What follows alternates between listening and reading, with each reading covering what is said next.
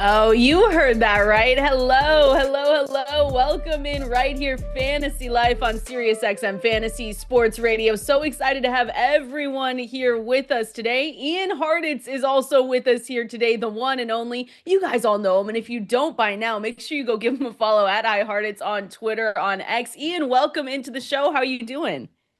Great day to be great, K-Dog. Always a pleasure to chop it up with you. Got to talk through some news last week on the Fantasy Life show, and lo and behold, plenty more to get to today.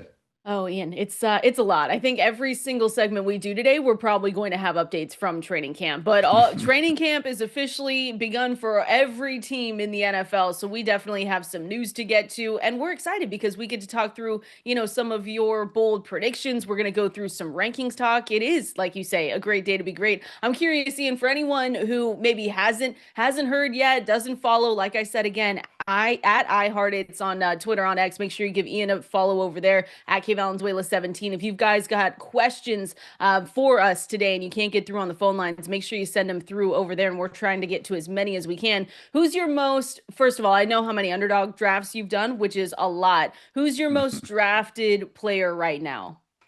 I think we're around 150, which is rookie numbers in Oh, some parts man. of the fantasy world, Kendall. Let's see. Most drafted. I want to say it is Mr. Jalen Wright for the Dolphins. Yeah, Okay. 40%. That is an irresponsible amount. Even saying it out loud makes me a little bit nervous. But I will say this, Kendall, because it's much easier to get someone like Jalen Wright, the RB 51 right now. I can just find ways to click his name, in rounds, 12 and 13. But Nico Collins is someone who I've actually got up there as my second most drafted wide receiver. That takes a bit more of a not skill. It's just me kind of continuously forcing drafting him at the end of round one. So we'll see what happens. Bags are firmly packed on the Nico Collins bandwagon this year, Oh, though. I like it. I like it. 150 is crazy. That is Yeah. not rookie numbers. I'm letting you know right now for everyone listening. That's insane, but that's why we love you so much and we're excited to break it down with you today. So, as always, guys, fantasylife.com. Like I said, we're going to talk through bold predictions from Ian. We're going to go through rankings updates, but everything that we talk about here today you can find at fantasylife.com. We've got great new upgrades to that website, so I always want to recommend you guys go and check it out. Draft Champion, the underdog tool, everything over there. And you can use that code SXM20, gets you 20% off any Fantasy Life Plus subscription, tier one or tier two. So make sure you go and check it out. So, Ian, we've got, like you said, we've got a lot of news to get to. So let's get started here in this first segment.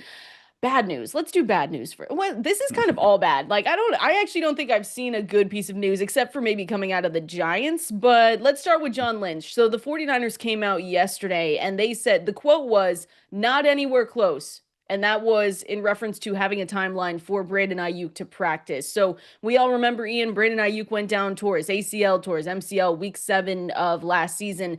But to hear the words, Ian, he's not close to returning even to practice.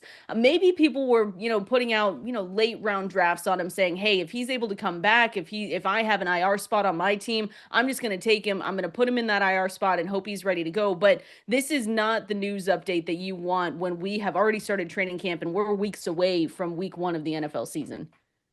100%. I would caution this is the same organization who famously went on record saying, they couldn't guarantee if Jimmy Garoppolo was still going to be on the team because Kyle Shanahan couldn't necessarily guarantee that anyone would be alive the following Sunday. So I know this one was from John Lynch instead, but most of what we've seen from the learned doctors of the world who are giving us, their best advice on the old Twitter sphere tells us that October still does seem to be within, the realm of possibility for Aiyuk. The problem is if we're going to have the pup list, we're going to miss 4 games, and then October and even November becomes more of a ramp up period as opposed to actively being ready to go with Aiyuk. So I will say for those of you guys out there in fantasy drafts, the relative good news with someone like Aiyuk who is going to be starting the season on the pup, you can draft him late and then just stash him on those IR spots. That's when it gets a little bit trickier with someone like Rashee Rice or even Jordan Addison. Can't quite do the same thing with the suspension. So yeah, I mean, look, he's outside the top 50 wide receivers, but I will say, Kendall, I have my home league draft this Friday. We certainly are Ooh. allowed to have a keeper. So if you are in these leagues where you can actually keep a guy, I mean, healthy Aiyuk in 2026 is someone that's going to be battling for a top 5 round pick if we do see him come back to his usual powers by the end of this year. So again, not someone I'd be overly relying on right now, but dynasty streets, keeper streets, this is still a great player I'd be down to invest in the long term.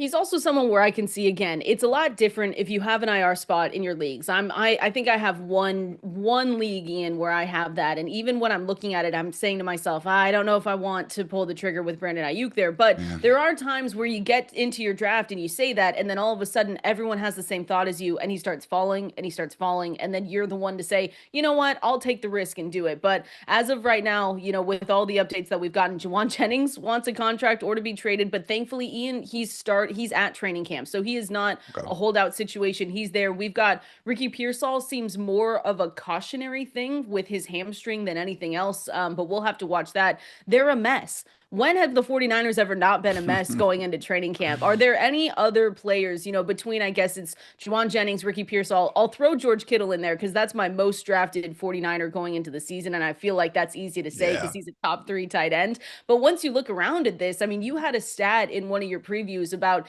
him having over, the 1,000-yard mark with less than 100 targets. But imagine George Kittle with more targets in this offense. It just gets me excited. So anyone else you're drafting in this offense not named Brandon Aiyuk right now?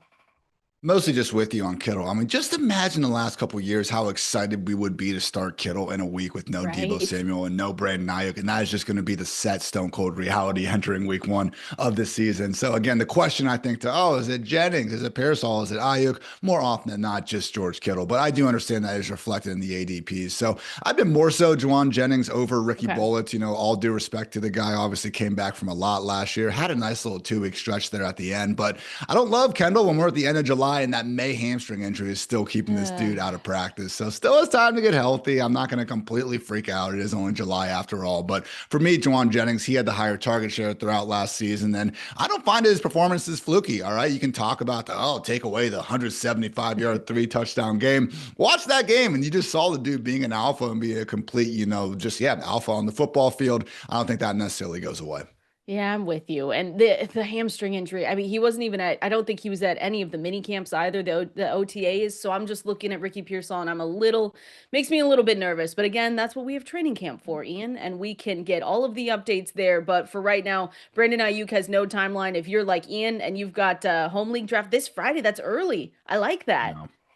All my freaking friends, they have, families or having Ah, babies in dang it. August, and they're not prioritizing our 8-man fantasy draft. Just a shame, Kendall. Kids these days. What are we doing? Yeah, come on, priorities, guys. Get with your fantasy leagues. But yeah, that's the update there for Brandon Ayuk. Again, we'll keep a close eye on that one, but not anywhere close is not what we want to hear going July 23rd on a Wednesday with training camp in full go now. The other thing that we don't necessarily want to hear, but I'm curious if you think they get a deal done with the Washington Commanders and Terry McLaurin. He is not reporting to training camp, which again, never a good thing. That this is though a veteran wide receiver, Ian. He has been with Jaden Daniels. He had just career numbers last season. He had the second most touchdowns in the NFL at 13 among wide receivers. So we're looking at this, and we've kind of known that he's been disappointed with his contract. He's in the final year right now. He's 29 years old. He's had 1,000 yards in each of the past 5 seasons. Hasn't been, I read this and I was shocked because I thought he had missed a game since 2020, but I guess he hasn't missed a game. Yeah. So maybe it's his play that sometimes makes me feel like that, where I'm like, oh yeah, Terry McLaurin. But what are your expectations for him? Because I know Dwayne has talked a little bit about potential regression with Terry McLaurin, that he can't keep up the pace that he was at last season. But Ian, we also look at it, and some people could say, well, I think he can keep up this pace because he has Jaden Daniels as his quarterback right now. So how worried are you about this holdout from camp, and is it affecting your drafts with him at all? You guys all know I love Dwayne, but man, the way these fantasy analysts and nerds just hate touchdowns, Kendall always finds a way to He piss me doesn't off. like Oh, him. yards are more predictable and stuff. Scoring touchdowns is a skill. If it wasn't, everyone would be doing it. So with Scary Terry, 16 scores in 20 games last year. Right now, he's making less money than Michael Pittman on a per year basis, than his own teammate Deebo Samuel on a per year basis. Pay the man. Even if it's one of these things where he just gets the extra incentives, to actually go out there, have a good year, and earn that extra money himself. Really do have a hard time believing this is going to be lasting too long, particularly just given the fact that how important he is to this Commanders offense. What, you can go out there and just really rely on Deebo Samuel in the year 2025 to be your entire passing game? We have Noah Brown himself working his way back from an injury. Maybe Luke McCaffrey is going to be a little bit more ready to go. But I mean, this is a group actually with low key quite a bit of turnover in that room. Olamide Zaccheaus, Dami Brown, not the biggest names in the world, but man, we have a whole lot of nothing on this depth chart behind him. Michael Gallup oh, Kendall, back from retirement. He is one of the backup wide receivers who could be forced into the starting lineup if they can't figure something out with Terry. So pay the man. Scary Terry deserves it. Yeah, we're always on this show. We are always team pay the players, especially after I understand that people are going to look at this. I posted a TikTok about this. They were very divided in the comments about paying Terry McLaurin or saying to themselves, "Well, he's older and we don't want to necessarily have to deal with that." I'm on the side of pay him, and that I think they get this done right. I mean, he's losing money every day that he's not going to training camp, but he does turn 30 in December. I know that you and I have talked about it. Everyone's talked about the wide receiver age cliff really coming on once you hit that 30, 31 mark as a receiver. But again, for me, I understand potential regression because of because of how he was scoring his touchdowns last season. Some people called it a little bit of luck, but then also, Ian, I do look on the other side and I say Jaden Daniels is also his quarterback now. There's a reason why he didn't put up good numbers for fantasy football over the last few years, and now he has a consistent quarterback who should hopefully take even maybe another step forward. That's what we're expecting, and that's how we're drafting him this season. QB3 off the board on Underdog. Terry McLaurin right now going off the board in the third round. So he's going around guys like Rashee Rice, which should be changing here shortly, Jackson Smith and Jigba, Devontae Adams, Garrett Wilson, Marvin Harrison Jr. So it's a good range of receivers where I understand if people say, I actually want to sprinkle a little bit on JSN, I want a little bit of Devontae Adams, but that price tag, I think he's been there the whole time, and there's a reason for it. Jamar Chase due for touchdown regression too, right? I mean, he scored 17 last year, said 7 the year before, right? So let's just make that the topic of conversation every single time we bring the guy up. It's really hard for any player to score that many touchdowns in one season, let alone 2. So yes, he probably will regress, but hey, when no one else at the position is hardly sniffing that many touchdowns in the first place, that's where I get a little bit annoyed with it. So end of the day, look, the vibes around this Commanders team, I mean, you guys have seen Matthew Berry tweeting out his videos throughout last year. Oh, yeah. All-time high, or at least the all-time highs in my lifetime. This post-Dan Snyder era has been fantastic for everyone involved. So what? Now you're not going to pay the second most important player for your best team in the last freaking quarter century out here. That's the part where I just struggle to get behind Kendall. Even if he is getting a little bit longer in the tooth, no reason you can't give the guy a 2 or 3 year extension, because you should be rewarding your best players, particularly if you want to get other really good players to come join your team. I'm with you. Pay the players, pay Terry McLaurin, and let's get it moving so he can get into training camp. Let's go. Like I said, we've got a lot of news to get to. So again, Ian Hartitz is here with us today. We are so excited, and we're gonna talk. Let's go Joe Mixon here, because this is one that just happened this morning, actually. So Joe Mixon, unfortunately, it feels like we talk about this a lot, but he was placed on the NFI list. So that's one to watch out for. I took a good amount last season, Ian, of Joe Mixon, saying to myself that I knew that his playoff schedule was brutal and that I should probably rely on someone else during those last few weeks. And that was, that was, to say the least, the better call there, because he really just slowed down towards the end there. But Joe Mixon being placed on the NFI list, have you drafted much of him? I mean, we can talk a little Nick Chubb. I was someone that didn't really expect Nick Chubb's arrival to really impact him all that much. But now when you say, all right, he's already going to be placed on the NFI list, I believe with the foot injury or something like that, it's not a good place to start. I'm only at 5% drafted Joe Mixon so far this year. Just haven't gone out of my way for it. And this has been an injury that hasn't exactly come out of nowhere, Kendall. If you have been paying attention to it, was spotted in that boot, just a short month ago. And I've even seen Dr. Deepak Chona just wonder, did we actually see Mixon undergo tightrope surgery throughout this offseason? And we actually weren't even told about it. This seems to be becoming, a more and more common occurrence. We got the update yesterday. Chris Godwin had the, knee cleanup. Oh, not a big deal. Amon-Ra St. Brown had a knee surgery. Can we please, beat reporters and national NFL insiders, as great as it is to see your alternate jersey reveals on these dog days, maybe just find out when star players have undergone real life surgery throughout the offseason? That would be wonderful, in my opinion. So, but with Joe Mixon, again, just not only the injury stuff, but also the reality that this offensive line, whether you want to use PFF rankings, Brandon Thorne, basically everyone and their mother agrees this is going to be a bottom 5 group ahead of next season. Maybe you can talk yourself into Nick Caley, their new OC, bringing some better schemes and this and that, but also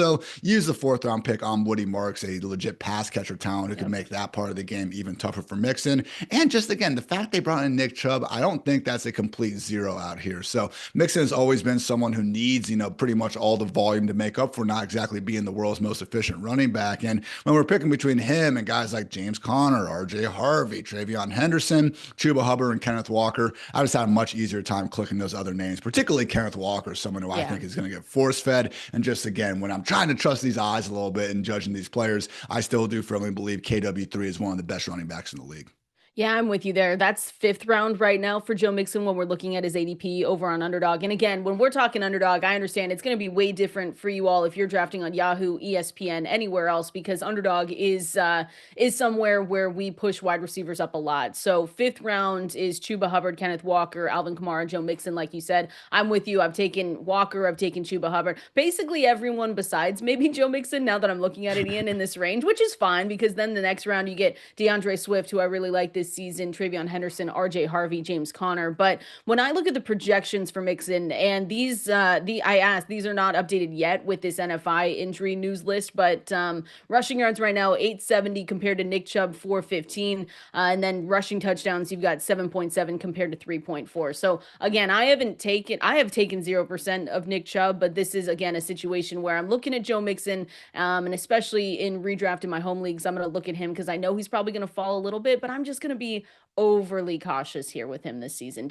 I know I'm not going to take him as much as last year, especially like we just said, with the range of running backs that he's got going around him.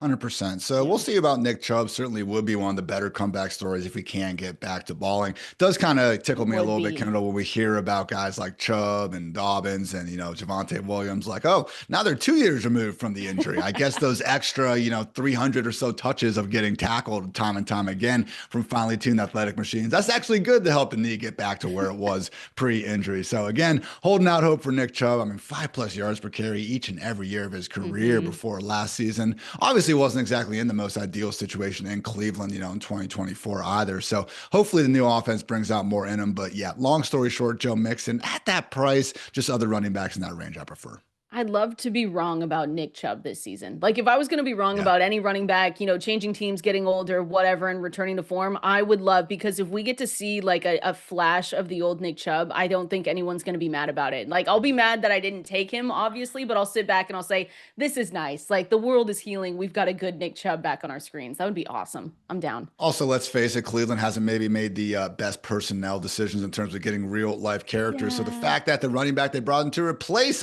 Nick Chubb is already deep into legal trouble in his own right, it would be quite the fitting narrative, I guess you could say, if Nick Chubb goes and balls out somewhere else. Ian, what are we doing? What are they doing? What are we doing? I mean, are you like, since we're on that really quick, can I just ask, so with that news with Quinshon Judkins, are you staying away from this backfield or are you looking at that and saying, you know what, someone has to emerge, right? And Quinshon Judkins, again, we don't know what's going to happen with the legal situation. So I've obviously, and I think a lot of people have just been staying away. But when we look at them, are you looking to Dylan Sampson? Are you looking to Jerome Ford? Or maybe your answer is just no. Like, no, I wouldn't say like, oh, okay, he's saying neither. I would understand that. Samson and Ford are cheap enough going outside the top 50 where I do think it is worth buying into them at this point. If we do start seeing them get back into that top 36 range, actively being expected to lead this backfield, still with the question marks with Judkins, I probably draw the line there. But yeah, we'll see what happens. I mean, the really tricky part with this Judkins situation is it's not, the Rashee Rice sort of call where, okay, he's actively on the team Yeah. right now. The NFL team's just going to let the NFL tell them when it's time to be suspended or whatnot. Like they are actively stalling this contract negotiation right now because of all the uncertainty surrounding the situation. So Judkins, not a member legally of the Cleveland Browns right now, going to be tough for him. So Dylan Sampson, Jerome Ford too, Kendall, someone who I don't think really gets enough credit. I know he hasn't exactly gone for Agree. 2,000 yards in Nick Chubb's absence over these last few years, but some of these stats, the rushing yards over expected, the explosive play rate. I mean, he has some numbers up there with the better backs in the league. I know that, in Stefanski's offense, he's always keep multiple guys involved. And I don't necessarily expect that to change, but if we do start seeing Sampson being the one, streamed up and Ford left in the dust, just a situation similar to Dallas, Kendall, where I think I'm just, not going out of my way for any of them, but because the price points are cheap enough, I don't mind throwing some darts at the lowest cost parties. Yeah, no, I don't hate it. I mean, last season, 565 rushing yards, 104 carries, and then 3 touchdowns there, locked down Yeah. 225 receiving yards, 37 receptions. So not the sexiest name, definitely. And then I know people look at the Browns and say, why would I take Jerome Ford when they looked at him in his eyes and then said, we're going to take actually 2 rookie running backs and probably try and get you out of here. But now situations change, and that's why we always want to pay attention to the news and kind of we got to be fluid with our rankings and everything else going into the season because it changes news very, very quickly. We're going to continue on here. We're going to continue going through the news updates that we have. We've got Ian's bold predictions, though. We have to go through a few names and see what he's thinking for the 2025 season. We're going to do that and more coming up next. Oh, we've got you covered right here. Kendall, Valenzuela, Ian Hartitz with us today. We'll get your song requests, Ian, because Adam always complains that he doesn't get his music. But I want the people to know listening that Ian fully supports Folgers. And so Adam will try to deny it, but you're okay with it. And I respect that. Okay, I'm okay with it, but calling it a premium coffee brand like we did in the intro is a bit of a sweat. No, bit of a come stretch, on. Kendall. It is premium. It's premium. They've got different levels. You can get the premium roast. It's really good, Ian. I'm telling you, you have to give it a try. I always laugh when like apartments pull this, like my old Cincinnati one. It was like luxury apartments, and they had signs out front where it literally just said "voted number one." There was no small print, there was no extra, add on here. It was just voted number one. I appreciate that, lack of honesty. Who cares, Kendall? Voted number one. Hey, you voted for him number one. They voted for themselves. It doesn't matter. Just like me with Folgers, the number one for everyone and in my heart. That is for sure. We're excited. We're excited to have everyone listening here with us today. Again, we've got Ian Hartitz at iHartitz over there on Twitter, on X. Any questions that you have for us, make sure to send them our way at K Valenzuela for me as well. And we'll try to get to those. If you can't get through on the phone lines, 888-963-2682, the phone number to call in. We're going to continue talking through some training camp updates here, Ian, but I definitely wanted to get into your bold predictions because there are some really good ones in here. And I did want to start with Kenneth Walker, not because I'm a Seahawks fan and I just want to hope you can tell me good things about the Seahawks and Clint Kubiak and the offensive line. But what are your thoughts on Kenneth Walker going into the 2025 season?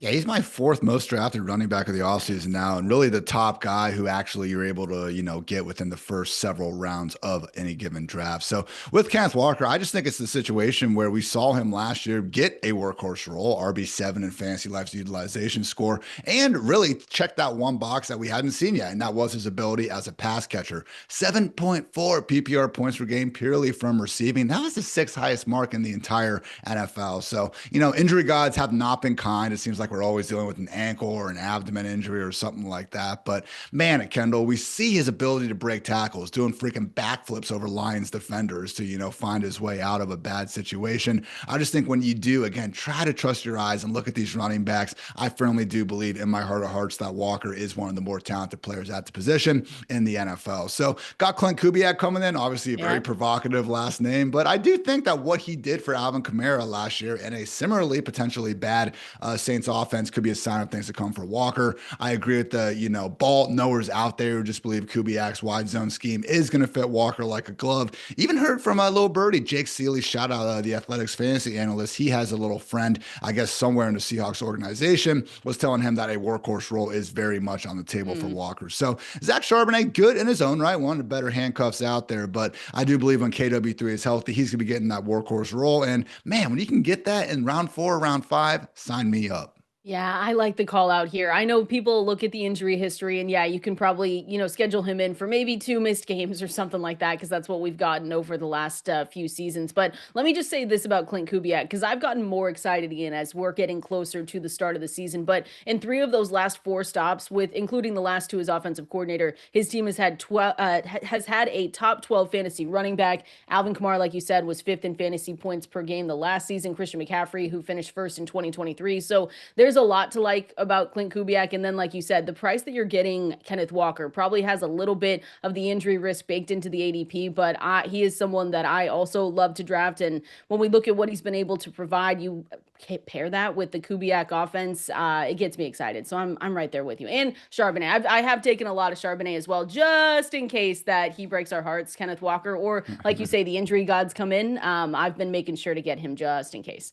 But that would suck. Charbs really is one of the better handcuffs in all of fantasy football. We've seen him step in over the years, get that 3-down role in his own right. I do just wonder because, I was going on record saying I thought Ray Davis could maybe be the best handcuff. And you do have a Ty Johnson in Buffalo. I understand that. Like the touch ceiling, if you remove all the starters, is going to be higher for guys like Tyler Algier, like Zach Charbonnet, compared to a Ray Davis or even a Trey Benson of the world. But I don't know, just that Bills offense versus Seahawks. I know I've been saying some good things about Walker, Kendall, but let's face it, your Seahawks are looking like one of the worst offenses in the entire NFL ahead of next year. So please just give us one guy. That's all I'm asking.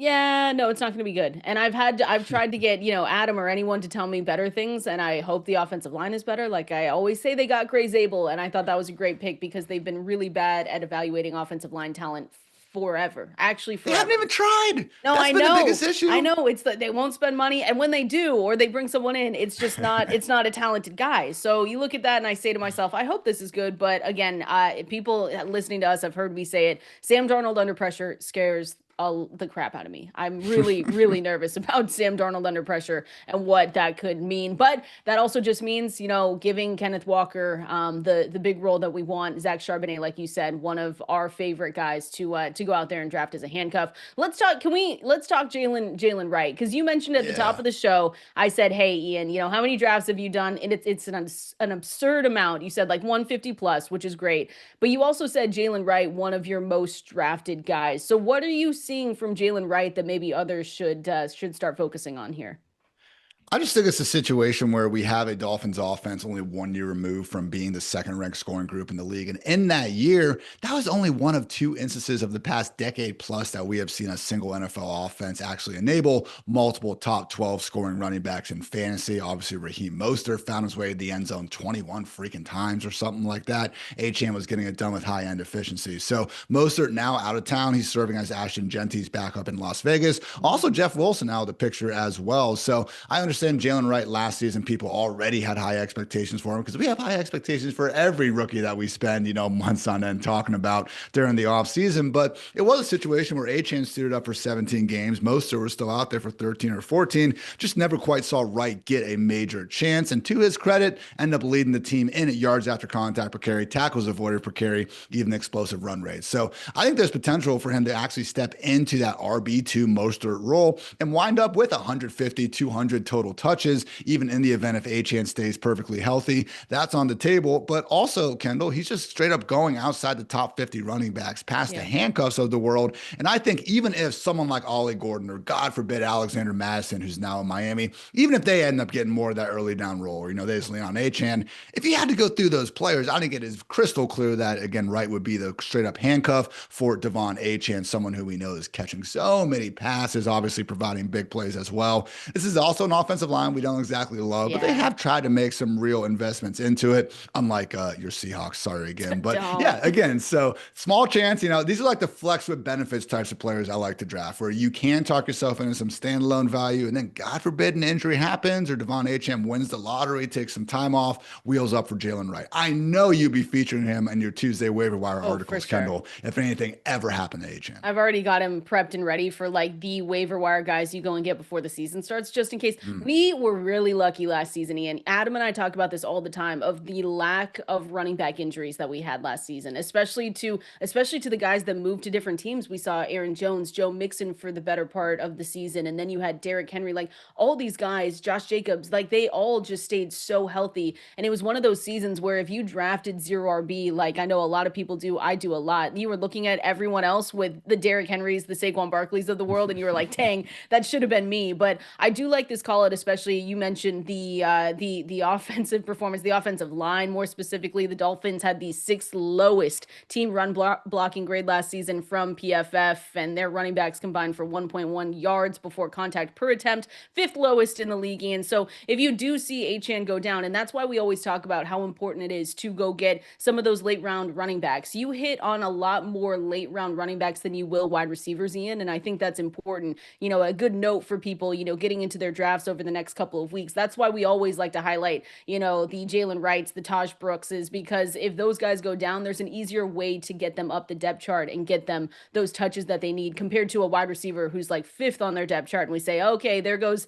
Nico Collins, God forbid. It's going to be tough to say, all right, here comes someone else to take up their role.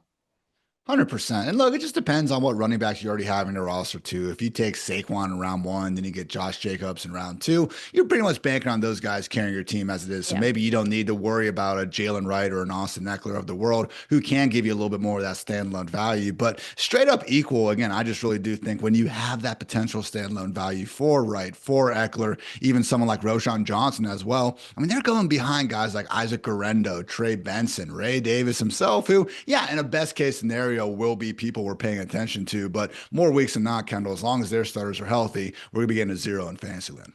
It's the 14th round for Jalen Wright, and Yeah. for underdog, if anyone hasn't gone over there, it's 20 rounds total. So you're looking at 14th round, you're not spending up on him and you're not making this huge statement that you think he's going to come in and have standalone value. So I like the call out there for sure. We're going to continue on, Ian, because I want to talk about definitely one more tight end that you've got a bold prediction for. We're going to give more training camp updates. We're going to do all of that coming up next.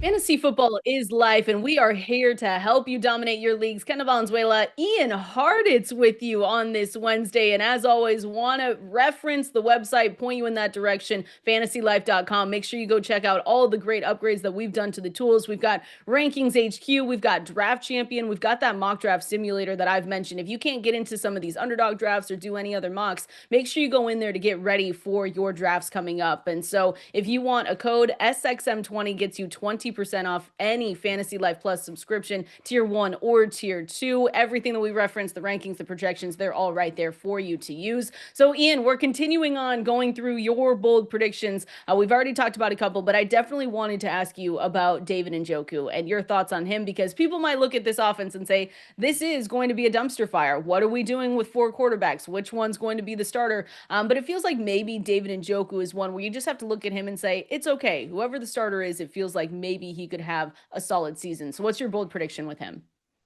And I mean, that really has been his case for the better part of his and basically every other Browns player's career. Yeah. All right. I mean, yeah, we had the Baker Mayfield years. That was fun. The Jameis Winston month-long stretch felt like a fever dream. That was awesome and everything. But we now have 3 years of evidence of Njoku being able to put up pretty great fantasy numbers in an otherwise bad situation. I mean, ever since high-priced free agent Austin Hooper left town before the 2022 season, we're talking about tight end 8, tight end 5, and tight end 5 finishes for Mr. Njoku. So his split specifically with Joe Flacco under center have also been incredible. Kendall, we're talking about 5 games, 18.6 PPR points per game in those contests. I mean, that is legit prime Travis Kelce stuff right there. And no, I don't think we're going to be getting that during the course of an entire year, but it's also just a raw target situation where we have Njoku being priced outside the top 10 options at the position on more websites than not. Yeah, he is projected right now per fantasylife.com for 110 targets. Only guys but more Trey McBride, Brock Bowers, and Travis Kelce. So again, I wish that we had a better quarterback in Cleveland too, but at the same time, Njoku's always had that lower target depth, and it is a situation where, remember the old adage, Kendall, a tight end is a rookie quarterback's best friend. We got 2 rookie quarterbacks in Cleveland, so hopefully Njoku already, just buttering up both of them. And again, I just think just because the offense is bad, I think that's more than being priced into his profile when we otherwise have a talented player who should be seeing a lot of volume. And like you said, they've consistently used David Njoku as that reliable short area target kind of guy. And so when you're looking at it, whether it's the rookie quarterbacks, Shador Sanders, Dylan Gabriel, or we see Joe Flacco for the first couple of games and they just get a little bit acclimated there. He's obviously been their red zone threat. He's just been someone that's always been a threat. And we saw him 2 years ago he helped people get to the playoffs, if not win, 2 seasons ago. We can't forget that with Joe Flacco over there. So I do think he's going pretty late. And I understand people will look at the quarterbacks and say, I don't want a piece of this offense. This is just a dumpster fire of an organization and I just don't want to touch it. But for David Njoku going in the 10th round too, I feel like, you've already got Mark Andrews, Evan Ingram, Travis Kelce off the board. Tyler Warren's going just right after him in the 10th round. David Njoku, that is, in the 10th round. So if you wait a little while, 10th round price tag for him, and he'll probably go even later, depending on, whether it's Sleeper, whether it's ESPN, whether it's Yahoo. He'll be going later than that. So there is potential there where you can wait, you can get those elite receivers, a super solid running back, maybe even an elite quarterback, and then you come back around with a David Njoku who, like you said, the targets, we chase volume, Ian. Like we know it might not be great, but when you say 100 plus targets for David Njoku in the year 2025, that's something you can get behind for sure. It's one of these situations where throughout this offseason, I'm pretty sure I will be keeping the same strategy into August, kind of a Ricky Bobby first or last approach at both quarterback and tight end. I get paying up for the Brock Bowers, the Trey McBrides, and the George Kittles of the world. I mean, we have I guess at least in McBride and Bowers' case, but Kittle's still out there balling. We have exceptionally talented players who we know are going to get fed the football. But after that, okay, all due respect to Sam Laporta and TJ Hawkinson, but I'm just going to be waiting an extra 30, 40 picks past those guys to get someone like a Njoku or like an Evan Ingram, who I think at the end of the day could have similar, if not even more volume in their respective offenses. So Yeah. I do also like your point again about just being in home leagues where you aren't drafting multiple tight ends. Good chance that you can see someone like Njoku really fall. And that is a situation too where when you're in your draft, guys, keep that draft board up, especially if it is going to be an online situation, and just look like when you're bypassing on someone such as Njoku, if you're, picking maybe the 3 spot and you have 2 guys that are going to be picking before it gets back to you, if they both already took tight ends, they have a George Kittle, they have a Sam Laporta, I think you can make a reasonable bet that you can actually push the tight end position even further, again, assuming that your league mates aren't going to be doubling up. Oh, especially Ian, like the tight end landscape, there's no other way to describe it sometimes other than gross. Like when you don't get Yeah. those top three, I mean, really, when you don't get those top three guys, there's a tier break, and then you've got your Travis Kelce's, the Sam Laportas, the Mark Andrews, the Evan Ingrams. But when you look at even just projections, and you can just look historically with tight ends, if you're skipping and you're waiting till that 10th, 11th, 12th round to get your first tight end, you're not leaving 100 fantasy points on the board either. Like these guys are separated by like 5 points when you get to our 10th tight end for projected fantasy points going to 15th. Zach Ertz is 15th with 107.8 projected fantasy points, and then Tucker Kraft is projected for 114. So we're not talking about this huge range where you're missing out on these great guys. It is different for the top 3, top 5, we could even say. But once you get past those guys and you just decide, hey, I don't want to build my draft with these guys yet, or you just decide to go a different direction in your draft, building out your roster, you're not leaving a ton out there. That's the other point with them too. Yeah, look, I understand people who don't want to be playing the tight end waiver wire game because it is annoying to have to do week after Yeah. week. But look, if you don't get one of the top 3 guys, you're probably going to be doing that anyway. So let's go ahead and start playing that game at the end of the draft as opposed to the middle rounds. Yes, I agree 100%. I need to ask you too, because I said we're going to continue giving updates throughout training camp. Didn't hit this one at the top of the hour, but Chris Godwin in general, how worried are we getting, Ian, about Chris Godwin? Because reportedly, like you alluded to this earlier, he had a second ankle surgery during the offseason with the rehab and with everything else going on. So this was per ESPN's Jenna Lane reported yesterday that the second surgery happened during the offseason. And we already know that he got his initial surgery during the season. So he is on the pup list right now. Are we worried about that guy? Probably should be. Certainly not ideal. I know there's been a little bit of miscommunication there. I think Jenna's original tweet was referencing an ankle, and the article was Mm. mentioning a knee. So, yeah, not good either way with what is going on right now. But I do just wonder if, okay, first of all, lest we forget, Kendall, when this initially happened last year, Todd Bowles said Chris Godwin had a chance to be back for a deep playoff run. So shame Yep. on you, Todd Bowles. Come on, man. I understand not trying to give away your complete injury strategy and this and that, but talk about being off on a timeline there. My goodness. But it is still July. We could still see Chris Godwin healthy by week 1. But I do think when you get word of that second injury and just the reality that they felt, I guess, rough enough about the position to draft Emeka Ibuka in round 1, it's enough for me not to exactly be going out of my way to be drafting Chris Godwin. So Yeah. price tag is still very affordable. I don't think he's necessarily off my board yet to the same extent that maybe someone like Brandon Aiyuk would be. I mean, I would still expect Godwin to be on the field sooner rather than later once 2025 starts, but not great voodoo for an offense, Kendall. That is also one of these groups that we're expecting to maybe regress a little bit. Ran pretty hot last year in the touchdown percentage department. And I don't know if Liam Cohen is just going to magically turn the Jaguars into this elite juggernaut overnight. Wouldn't that kind of go hand in hand with the Buccaneers being worse?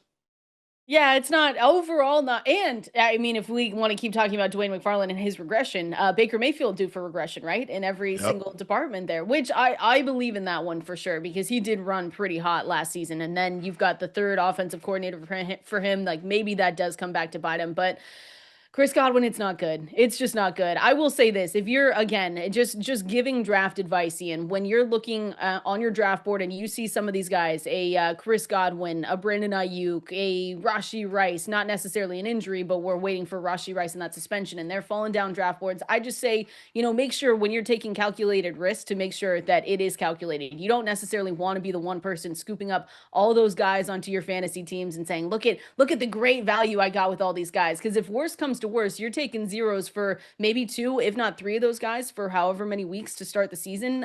So I'm not opposed to drafting, like I said, Chris Godwin at his price. I've definitely looked myself in the mirror, Ian, and said, I need more Emeka Egbuka, and I need to do it now, because he's already been kind of pricey, but now he's going to continue to be even more expensive. But just calculated risk when looking at some of these guys, because I know a lot of people are going to be in that situation where no one in their league wants to touch them. They fall down to you, but just be careful if you're wanting to get some of these guys or multiple of these guys who have question marks going into the season.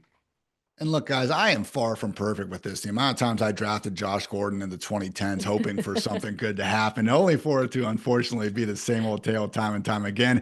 It was rough. We got some battle scars here in the fantasy football streets, but trying to learn, trying to get better, Kendall. And I always say there's a difference between expecting someone to get injured and just being actively injured. And unfortunately, Godwin's on the wrong side of that right now. Yeah, we're going to continue on though, and we're going to, watch out for all of these injury updates, but we do have more training camp news to get to. I want to talk about the watch list too, Ian. Who are you watching out for? Which backfields are you concerned about or you're trying to target? We're going to go through that and more coming up next.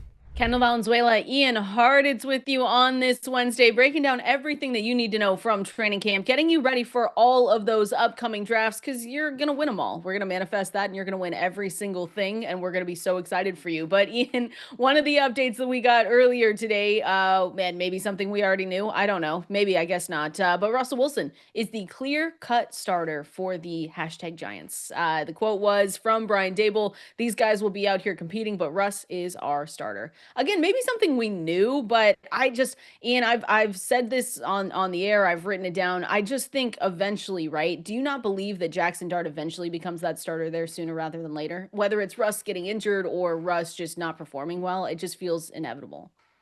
First round picks, particularly with a head coach who is firmly on the hot seat. I mean, that thing is en fuego at this point, So I just, again, do think we'll see Dart sooner rather than later. He is one of these younger rookie quarterbacks. Again, we're in the days now where some of them, like Michael Penix and Bo Nix, have been in college for 5-6 years at a certain point. That was not the case with Dart. He did just turn 22 in May after all. But unfortunately, even if Russ does play okay, and I don't think Russ is like this super washed quarterback at this point. Unfortunately, Kendall, if you're not still like a top 15 or even a top 10 quarterback, you suck in the eyes of the world. So I think Russ is, just probably closer to QB 25 than QB 5 these years. Yeah. No shame in that. But I just think the schedule is going to be tough for him or really anyone else to overcome. We're talking about maybe 2 games in their first 13 that they're going to be favored. I mean, we're talking Commanders, Cowboys, Chiefs, Chargers to start. Okay, we got the Saints in New Orleans in week 5. After that, Eagles, Broncos, Eagles, 49ers in Chicago, Packers in Detroit, and then, okay, the Patriots in week 13. So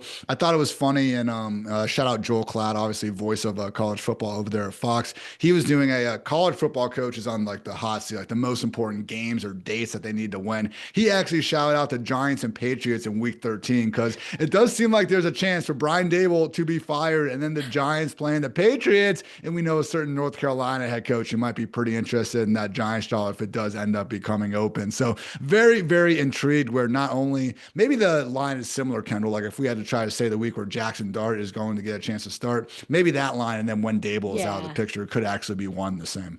Oh man, just talk to your Giants friends. If you've got friends that root for the Giants, just be a shoulder for them to lean on because it's not looking great. But it wasn't. I mean, it was bad. It was awful last season. You wrote it out in your team preview, but I remember like points per game, EPA per dropback, EPA per rush, points per game against. Like it was all bad, Ian. So you look at this, and that's why I say to myself, like they're already on the hot seat. They have to win. If Russell Wilson isn't doing it or is just like uninspiring, whatever it could be, then you have Jackson Dart there in the wings. I will say, like for anyone looking at projections, though, Malik Neighbors is still going to be that guy for the Giants. There's no, I mean, he was quarterback proof last season when your guy Drew Lock was out there. We had Tommy Cutlets DeVito or whatever it is, but he was still able to pull away and give us, a great fantasy season as a rookie. And so you still look at the projections, the targets. I think he's projected for the most targets among wide receivers at 162.5. And then you still have Wan'Dale Robinson projected for 100 targets. So he's coming down for Malik Neighbors, 162.5 targets, 104 receptions, a little over 1,200 yards there. You're still like, that's no question, no brainer why he's going in the first round. It's still Malik Neighbors.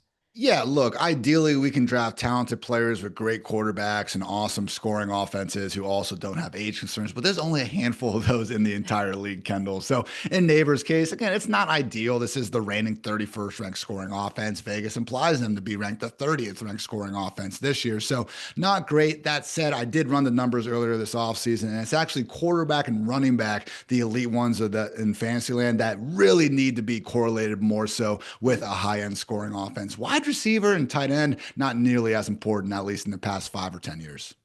Have you stacked? Is that someone you're stacking at all? If you're looking or giving advice for anyone drafting on underdog, because some of those late round quarterbacks, those are guys like I've taken some Bryce Youngs of the world. You wait around a little bit and you say, okay, I can get this stack with Malik Neighbors. Russell Wilson is cheap. Are you staying away or trying to predict it at all?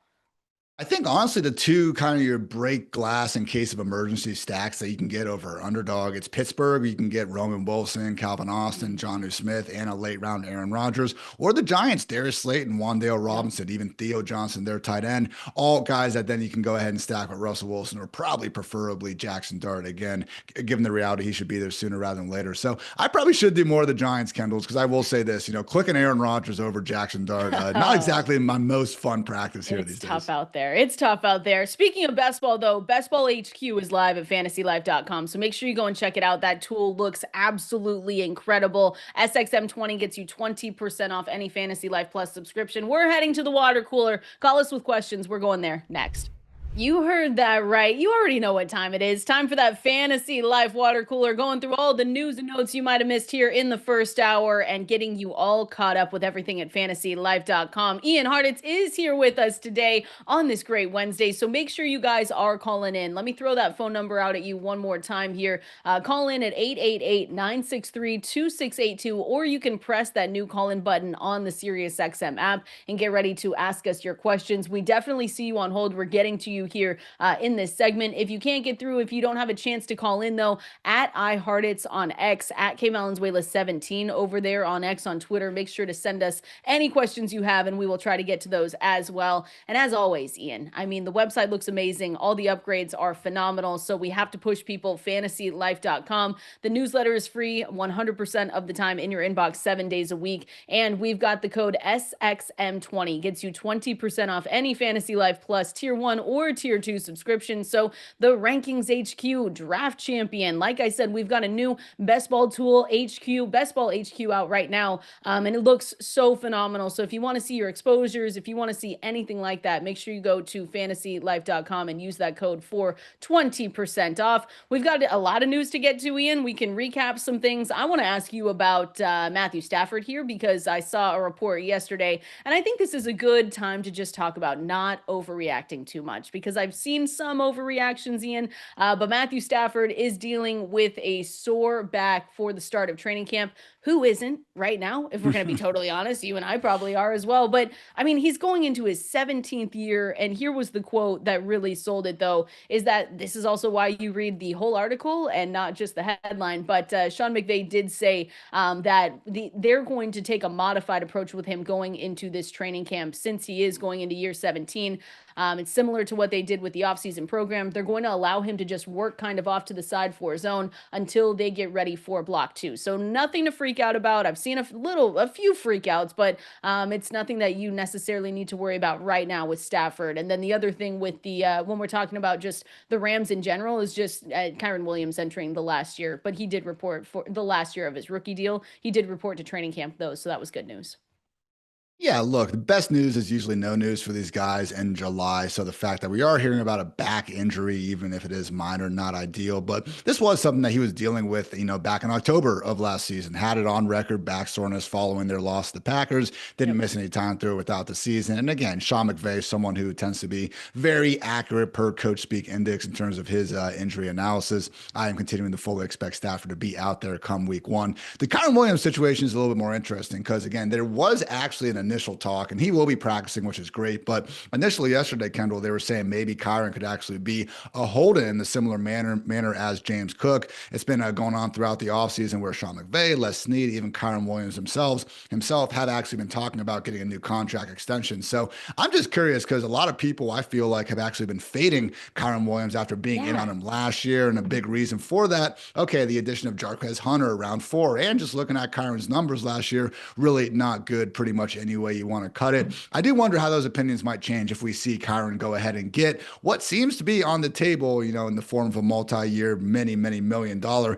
contract extension. I'll continue to keep Kyron around that RB10, RB11 mark. I actually have him ahead of guys like Chase Brown and Bucky Irving. I would feel a lot better about that, though, if we do get that shiny new contract extension. The Kyron Williams stuff is always interesting to me because it feels like we do this every year. Now, hand up, I did not have enough Kyron Williams last season, and it wasn't me fading him. It was just me going a different direction with my drafts in the rounds that he was going in. But it feels like, Ian, people look at him and they say, okay, he's touched the ball 662 times over the last 2 seasons. And they say, well, he's a sub 200-pound back. There's no way that he can continue that workload. But then you also had the discussions last season. What was it? Blake Corum, the day 3 pick. And that just, he wasn't even close to touching the field. So I in this industry, it's so hard because we never want to predict injuries, but we also want to be cautious. But there's been, with Kyron Williams, I'm on the other side where I'm not fading him this season or saying, look at Jarquez Hunter and I think he's going to take away work. But is it important to, if you can, go get Hunter and say, all right, well, I'm going to make sure that I have him just in case Kyron Williams goes down? Sure. But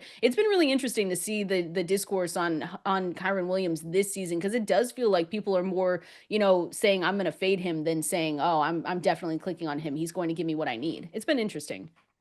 It's one of the most valuable handcuff roles in fantasy football because Sean McVay over the years, whether it was Gurley, CJ Anderson, Malcolm Brown, Cam Akers of the world, some other blast from the past, like he's been more willing to leave one running back on the field than just about any head coach out there. And we saw that last year with Kyron Williams racking up more games with a 90% plus snap rate than any other running back in the NFL. So could it be Hunter? Sure. I know there's a lot of fans of his out there in the draft community, but I will just say the Rams have taken a running back at some point in 8 consecutive drafts out here. Corum did have the higher draft capital. He's been in the building a year longer. And just again, based on the nice things they were saying about Blake a year ago, it seems like they might view him as more so the 1-for-1, fit if anything happens to Kyron. So that uncertainty basically has both guys free at the end of drafts. I would lean Corum right now, but it really is a good question. Yeah, it is. Are you worried about the efficiency or the workload at all with him, or is it just a thing that we're just going to see it? We're weeks away from the start of the NFL season and people might be overthinking it a little bit? Not ideal, but I will say this was an offensive line last year where every single starter missed a little bit of time. And to Kyron's credit, we actually saw him pick things up down the stretch, was actually looking quite good in that eventual divisional round loss to the Eagles. So put the ball on the ground a lot too, which again, it's not great, but at the same time, this dude fumbled 6 times last year. He really did have bad efficiency throughout the season, and that still wasn't enough for McVay to do anything in the fold of, putting Corum on the field for basically any stretch of time. So again, efficiency wasn't great. Only got to go back 1 year though to 2023 to see the last time Kyron was averaging north of 5 yards per carry. So honestly, the bigger surprise for Kyron, at least in my book, has just been the lack of a receiving role, because we've had these guys now. Tyron Tracy's another one, like receiving running backs who were quite good at that in college, and they were actually lauded for it coming out. Really haven't gotten it going at the NFL level. But end of the day, Kendall, we do not get extra points in fantasy for style points. Only running backs at more PPR points per game. And then Kyron over the last 2 years, CMC, Saquon Barkley, and Jahmyr Gibbs. Pretty short list. Yeah, that's a good list to be on. I will say that. So again, if you're looking at stuff with Matthew Stafford, all of our backs hurt, if we're going to be totally honest with you. So don't worry about it. It's something that, okay, if it starts to linger, if we get closer to the season and they get more worried about it, like you said, Sean McVay is very open about, injuries and anything like that.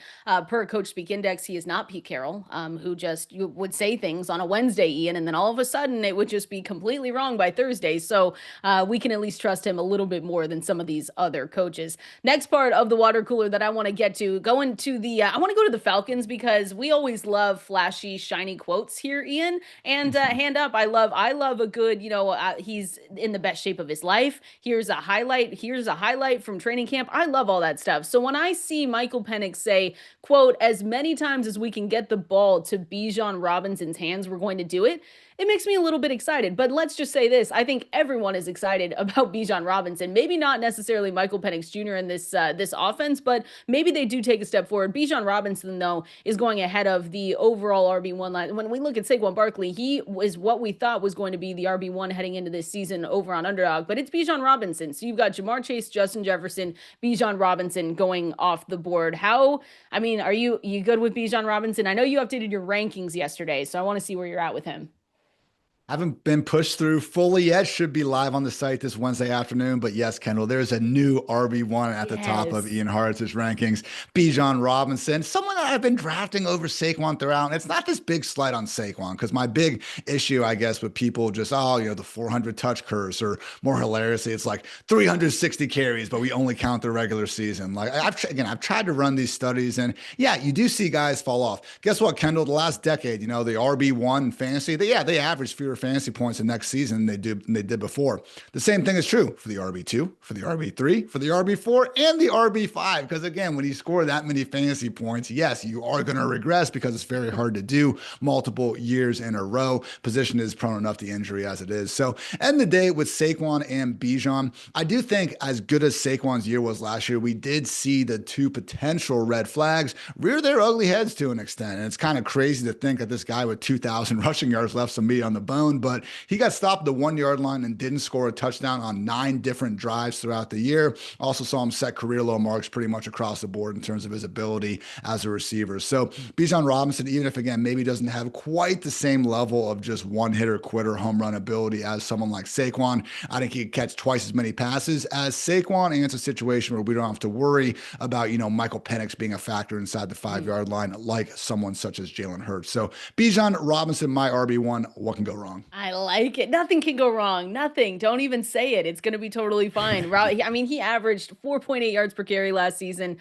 He only produced, though, one run longer of 30 yards. So there's been some quotes from him out there saying, hey, I want to create more big plays. And that's, again, music to our ears. If he is saying that, if they're saying we're just going to get the ball in Bijan Robinson's hand, there's a reason why everyone is very excited about Bijan and putting him ahead of Saquon Barkley. Just really quick question on the Eagles for you, Ian, because we don't get you on here a lot. And so I want to make sure that I'm hitting every single team. But with the Eagles and Saquon Barkley, it has been interesting though to see people kind of say, I don't want to touch Saquon Barkley, whether it's the Madden curse or whatever it is, looking at his workload and stuff. But do you look at this Eagles team going into this season and say to yourself, okay, for Jalen Hurts and the pass catchers, like, do you think they get more pass attempts per game next season? Do you think they have to throw the ball more, or do you think they go into next season and say it worked so well for us? Obviously, they walked away with Super Bowl. Can Saquon Barkley keep that workload going? That's my biggest question, because if you look at the other side and you say, okay, they have more pass attempts per game. Last season, they were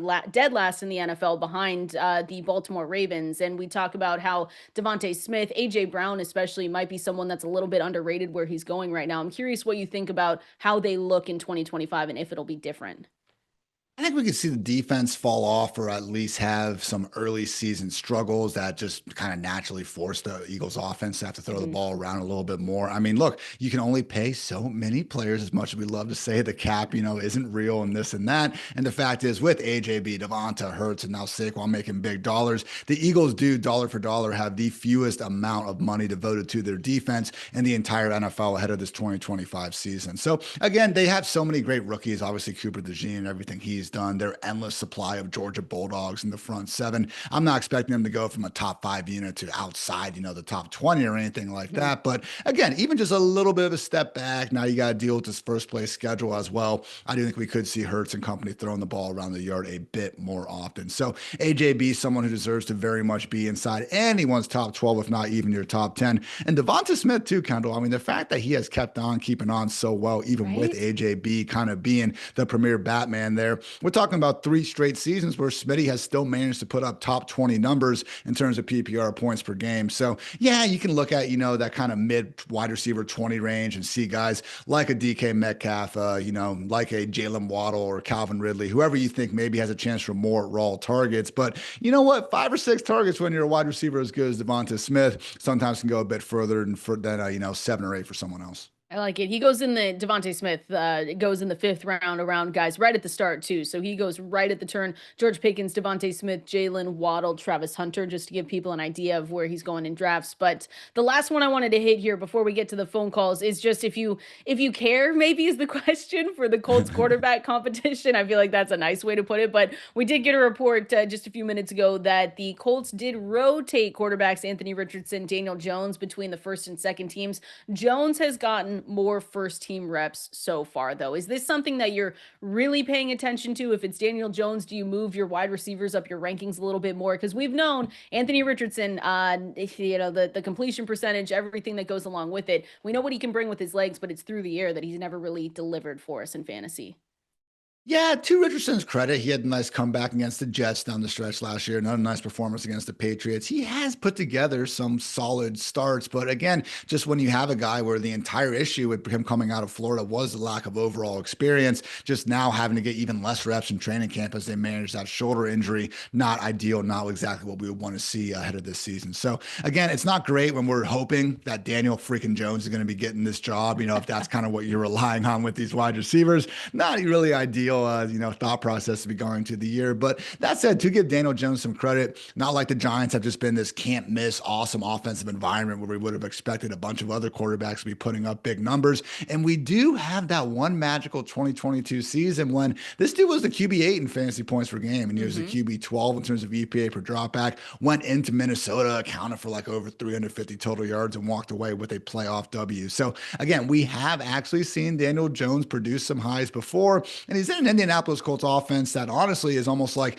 the AFC version of the Packers. Maybe we don't have one just high-end wide receiver one, but we got three or even four guys who I do think can play a position well. Tyler Warren coming in, offensive line that lost some starters, but still has been generally more good than not. So Shane Steichen, I think, has actually done a pretty great job getting the most out of guys like Gardner Minshew and Joe Flacco during his time with the Colts. If you had to kind of pick a this year's Geno Smith or Baker Mayfield, or Sam Darnold, I guess would be the most recent example. I do think Daniel Jones, based on that offensive environment, maybe even has a better case than Justin Fields, who I think is the more trendy pick. Daniel Jones QB1 season. Can you believe we're saying that in the year Man. 2025, Ian? What are we doing? It's insane, but just something we'll have to watch out for. Again, this is going to be a training camp battle, and we have a few that we're watching out for, but this is probably the biggest one when it comes to what quarterback to draft or maybe to pass up on, and what it does for the wide receivers, new rookie tight end there as well. So we'll keep an eye on that one. Let's go out to the phone lines now, Ian, before we get going here. Let's start off with Joe in Boston. Joe, appreciate you waiting on us. What do you got for us here today? Hey, thanks for taking my call. I just have a keeper question. I'm in a 12-team PPR league, and I'm struggling between these four players. I got to keep two. It would be CD, Saquon, Bucky Irving, or Brock Bowers. All right. Is it the same like pick cost, Joe? Yeah. So, you lose the round that they are projected in. Do you have the rounds on you by chance? Okay. Yeah, CD is the first, Saquon's the first, Bucky and Bowers would be a second. Oh, okay. All right. So Lamb, Saquon, appreciate you calling in, Joe. So Lamb, Saquon is first round, Bowers, Bucky in the second. What are you going to go with here, Ian, for Joe? That's interesting because you're losing, if I'm understanding right, you're losing this year. Usually, like that's the allure of a keeper. You drafted Bucky in round 12, and then all of a sudden there's not much value, right? Because sometimes usually we'll say, we've gotten calls about Bucky in the 12th and a Jaden Daniels in the third, and we say, all right, well, Bucky, you can maybe get those guys back. So that's the only thing I'm looking at with Lamb and Saquon is like in the first you could probably get them back. I'm guessing we can't keep both CD and Saquon because they're both projected round one. So from that standpoint, I would lean CD and then Bucky. But again, it's a situation where I'm guessing if these are your four players, it's going to be like pretty bleak in round one, Kendall, if you don't have a keeper there. So I do think locking these guys up makes a lot of sense. Bowers is great in his own right. You said PPR though. I'm guessing it's not going to be tight end premium. And again, Bowers fantastic. Most people around the industry have him ranked tight end one overall. I totally get it. But for me, not worthy of going like an entire round. And in George Kittle's case, 2 rounds ahead of these other guys. So I would say CD and Bucky. How about you, K-Dog? Yeah, I'm with you on that one. Again, you usually, we talk about values, and if some of these guys were a little bit later in the drafts and we said, okay, well, that's an insane value to get, I'd maybe change my mind. But you're right. I was gonna say Bowers, Bucky, but probably keeping one of these guys in the first because you lose them. That's probably the better way to go. So appreciate you calling in, Joe. Again, the phone number to call in is 888-963-2682. Let's go out to Jared in North Carolina. Jared, what do you got for us? Potentially. For you.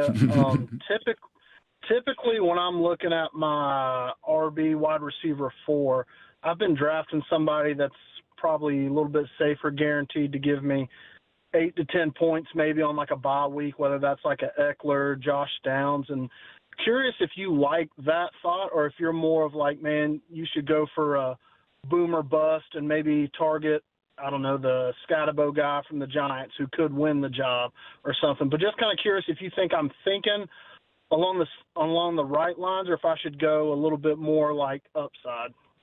Yeah, I like this. I like this question, Jared. Appreciate you. And it's a lot, Ian, about draft strategy that we talk about. So when you're looking at filling out your bench, how do you usually like to go about that?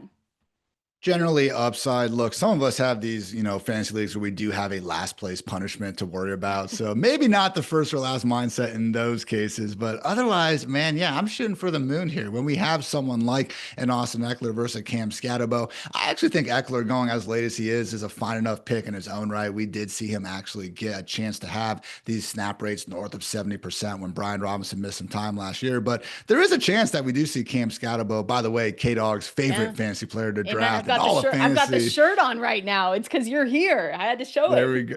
What's your slogan? Not horns. Oh no, it's forks up. Forks up, my bad. So there we go. Well, I just remember Texas beating your team when it mattered. Get out of here. What are we doing? Anyway, I generally am looking for that upside above all else. I will say, as much as the idea of consistency makes sense, and there are situations in the season, you're projected to win your matchup by 30%. You're not trying to get crazy. More times than not, the guys who are scoring the most fantasy points consistently are the same guys scoring the most fantasy points, period. So generally, I am team upside. And again, in those specific examples, I would take Scatabo ahead of someone like Eckler. Yeah, and I think, like you said, Ian, you kind of shoot for the moon here and hope you land one of them, because it's one of those guys in the 13th, 14th, 15th round that can really change the outcome of your fantasy football season. So again, if you're going for not to lose or not getting that last place punishment, I understand that's not in the wheelhouse for some, but even Austin Eckler in the 13th round right now, you've got a guy like Dylan Sampson, who we've talked about, that could take on a bigger role than expected. You've got Jaden Blue, who I guess is lazy, Ian, and just not overall a good running back, but maybe he changes our mind by the time week 1 comes. So those are things to look out for, but definitely hitting, especially on some of those late round running backs that have an opportunity to step up as the season progresses. That's something that you can look at as well. Appreciate you calling in, Jared and Joe. We're going to continue taking your phone calls throughout the show. So if you've got more questions for us, 888-963-2682 is the phone number to call in. Appreciate everyone hanging out with us today. We're going through draft or pass running back edition. Speaking of running backs, brought to you by Premier National Sports. We're going to do that coming up next. Your athlete, their future, our mission. If you've got a rising star under your roof or on your roster, Premier National Sports is here to help them get to that next level. So everyone, if you're listening, if you know someone that is a high school athlete looking to take their game to the next level, Premier National Sports is the team to help you through that entire process. They are a trusted recruiting and NIL resource for high school athletes and their families, so you can help rising high school athletes take their game to the next level with personalized recruiting strategies and NIL education, which we all know is important right now. So make sure you go and check them out. If you haven't yet, you can get in touch with their team at premiernationalsports.com. That's premiernationalsports.com. We are back right here, Fantasy Life on Sirius XM Fantasy Sports Radio. Kendall, Valenzuela, Ian Hartitz with you today, going through everything you need to know before getting into your drafts and eventually dominating all of your leagues. Ian, we're going to do draft or pass. We're going to go running back edition, though, presented by Premier National Sports. And this is one of my favorite things to do because you can look at the ADP tool at fantasylife.com. That's a fun way. If you're not out drafting everywhere, which is understandable, you can check out the ADP ADP tool at fantasylife.com and see where some of these guys are going in different formats or in different places. So we've got ESPN, Sleeper, Yahoo, Underdog, Guillotine Leagues, RT Sports, everything that you need to see the difference in some of these guys' ADPs going into your drafts. And again, we're doing this presented by Premier National Sports. So again, if you or someone you know has a high school athlete looking to take that game to the next level, make sure you go and talk to Premier National Sports. They get you through the entire process. They've got personalized recruiting strategies,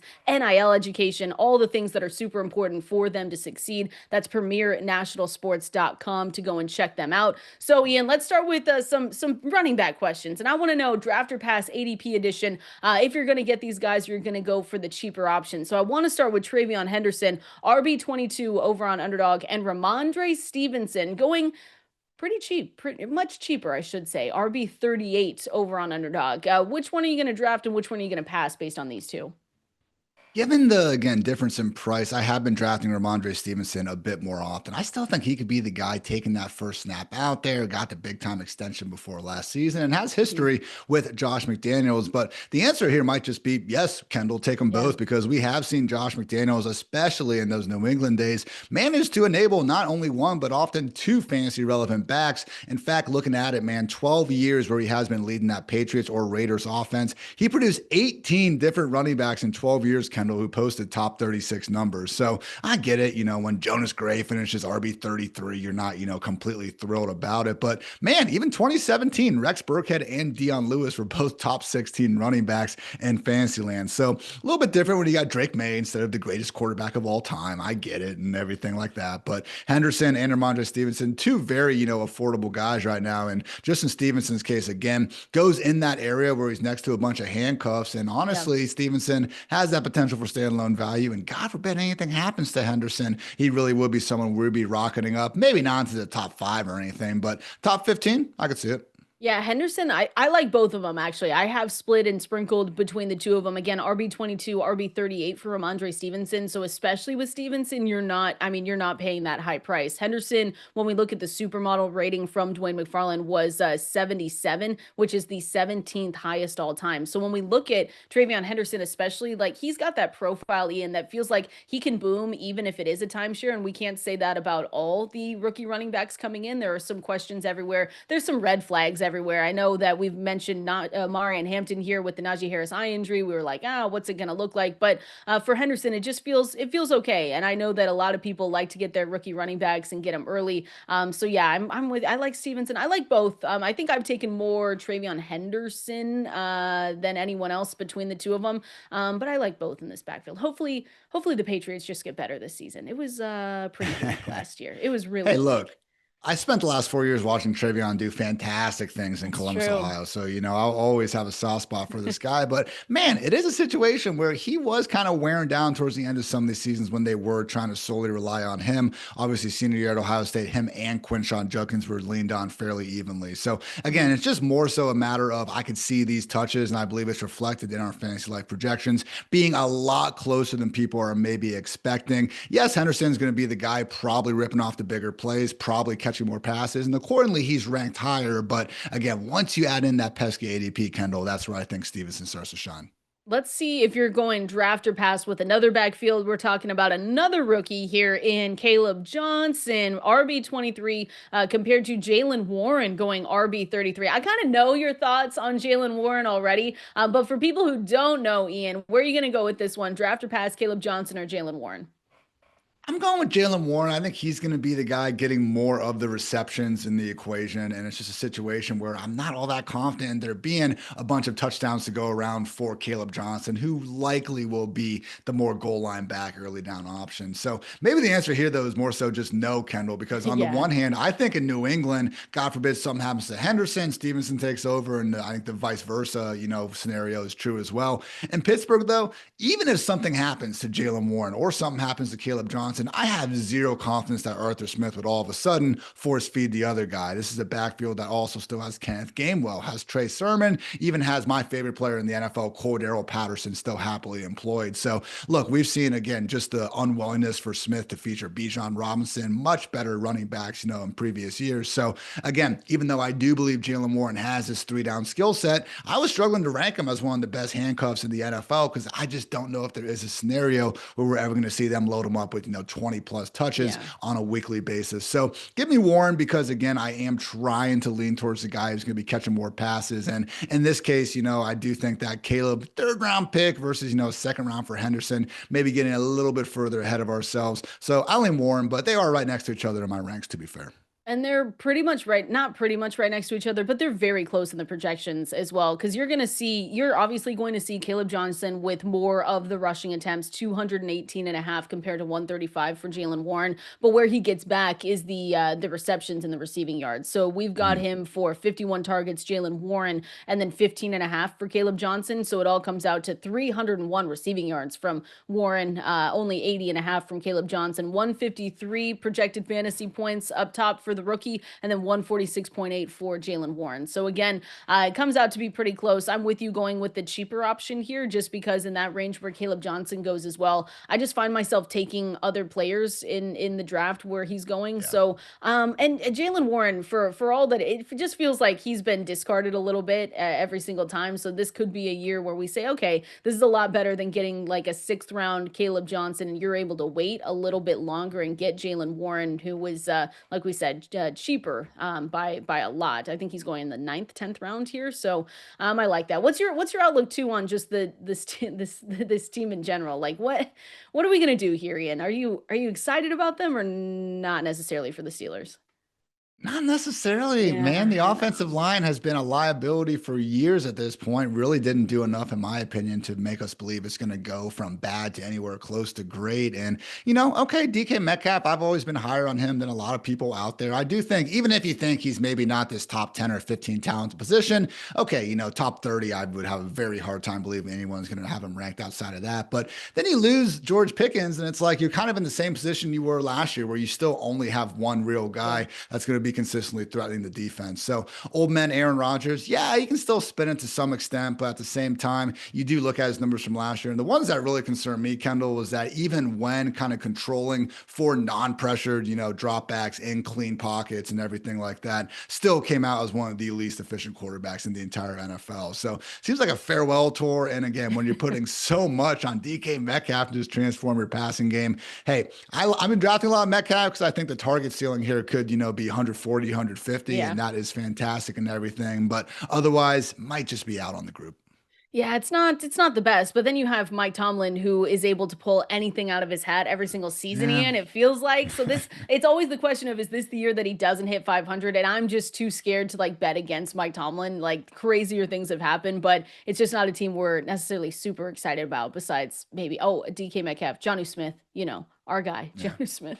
It's so bad. I will say Kendall, we did the DraftKings best ball draft a couple weeks ago. That was a really fun time. And you'll see Jonnu Smith literally fall to pick 180 sometimes in these drafts. So no, he shouldn't be going as a tight end 6 that he was when we still thought he was going to be the Miami guy. But if we know one thing, it's that Arthur Smith loves him some Jonnu Smith. And if he's going to be able to get 80, 90 targets, look, I was drafting Jonnu Smith all over the place last year. And even the way that he ended up getting there shocked me. I was thinking hey, we have this yak beast, someone who's just very good at making the most out of his opportunities. Never in my wildest dreams I think that Johnny was going to actually end up having more receptions than Tyreek Hill and Jalen Waddle. So it was cool to see that come to fruition. But again, just looking at this year specifically, even if Johnny is going to be projected more so for the 70 or 80 targets as opposed to some of these other guys at the position, I do think Johnny is good enough at football in real life to make the most out of those.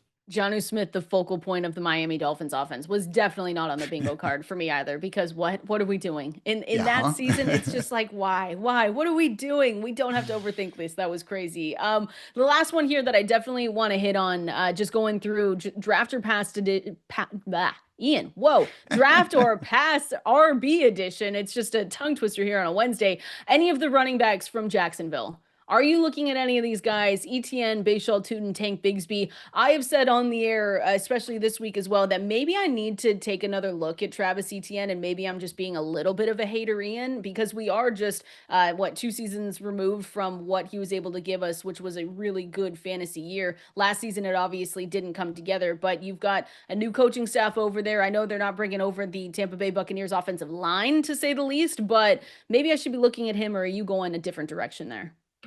I have talked myself into all three of these guys at one point or another this offseason, Kendall, because you're right with ETN. We've seen him be a really explosive talent and work his way up the fantasy ranks that way. And then 2 years ago, he was more so just handling this big every down workload, still managed to give us RB1 value that season as well. Last year, again, him and honestly Jalen Warren, two guys that maybe we don't give enough credit for playing through some early season injuries, could be a big reason why neither guy exactly gave us that usually sky high efficiency that we're used to seeing. But on the other hand, ETN is a year older, and I struggle to think that he is ever going to be that same explosive guy he was at Clemson after the Liz Frank hamstring, shoulder, all these issues over the years. So then there's Bayshall Tootin, who always kills me when the fantasy community just gets behind some of these sleepers like, oh, you like the running back that ran a 4.32. I don't need to hear about your model telling me that this guy who is really big and fast and why he's, going to be this great prospect. So again, could Tootin get there? Absolutely. Sure. It's an open backfield, and I understand Liam Cohen and all the, allure and hype going into that's fine. But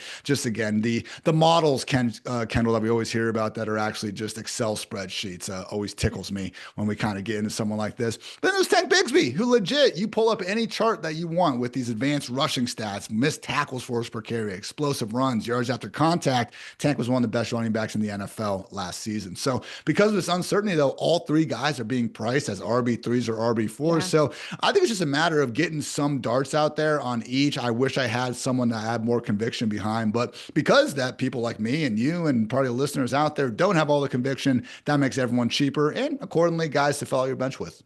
Yeah, it's I've just looked at myself and said, okay, if you miss on this, like, because Travis Etienne's going in round 9, 12 for the other two for Bayshall Tootin, Tank Bigsby, and I'm like, man, this is one of those guys where we always talk about trying to hit on these later round running backs, and if you do, you can get a season that can help you just propel you to the fantasy championship, hopefully. So I'm like, I need to look at him, need to take another look and put my bias aside and be like, oh, he stunk last year. Recency bias is what always kills us, Ian. Is like you gotta let go of your priors and make sure you're taking another look at some of these guys just in case they are able to turn things around. So that was Draft or Pass Running Back Edition presented here by Premier National Sports. Again, if someone or someone in high school that is an athlete looking to take their game to the next level, make sure you check out premiernationalsports.com. That team is here to help you through that process. They've got NIL education. They've got all the recruiting strategies that you need to be successful. So make sure you go and check them out. If you haven't, get in touch with their team. Premiernationalsports.com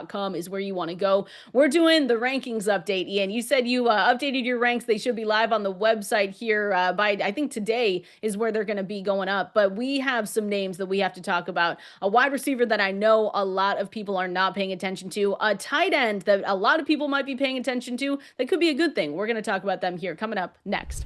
Little White Lotus vibes, Ian, going into the rankings update. I was about to say, let's go. Mid-season form always from our great producers here. Sirius XM Fantasy Sports Radio, Fantasy Life. Kendall, Valenzuela, Ian Hartitz with you on this Wednesday. And we're going through the rankings update. Guys, that you are going to give us your initial rank and where you have them now and why. I think a good one, is Cedric Tillman, because we've talked about him a little bit on this show. And I know for everything that we've talked about how bad this quarterback room could be and how it's a little bit of a dire situation over there, we're still looking at Cedric Tillman as someone that could maybe step up in this offense. So where'd you have him initially and where do you have him now and why?